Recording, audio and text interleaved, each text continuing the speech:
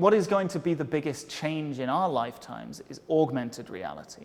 Because while virtual reality is a place you go where you shut out the outside world and you enter into a place where you're going to be entertained or informed, augmented reality is not about opacity. It's not about shutting out the world. It's about transparency.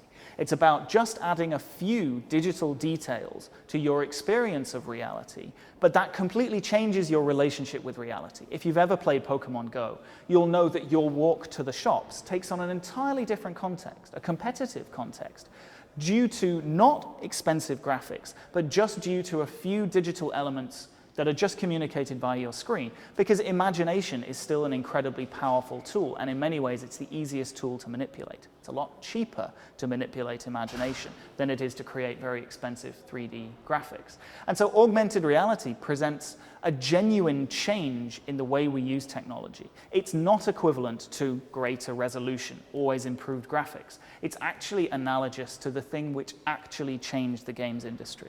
10 years ago, we thought it would be resolution. What actually happened was cell phones became small and powerful enough that we could play games and carry them with us wherever we went. And so games which fit around our lives, that's what changed the games industry. It wasn't greater graphics. I think augmented reality is the same sort of thing. It's not about being bigger and better and more immersive and more realistic. It's about creating things that fit around our lives, and that's what's going to genuinely change the way not just we interact with technology, but we interact with our walk to the shops. There's good and bad implications to this as well, because if you imagine you and I walk down the street, we might see two different custom adverts displayed on a screen because we've been detected. The advert may not in fact exist, it's just being projected onto the wall by our system that we're wearing. But what if those are political adverts? What if those political adverts are different between you and I?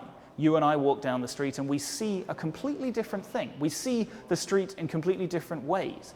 That has genuine political and cultural implications for the way we live our lives. That's something that I think is really fascinating. And so I almost think, do we need virtual reality or augmented reality? I'm not so sure. I can't answer that. But it's going to happen, and we need to be ready to create interesting art and do interesting things, but also adjust our culture, because these changes are coming and they're going to be huge.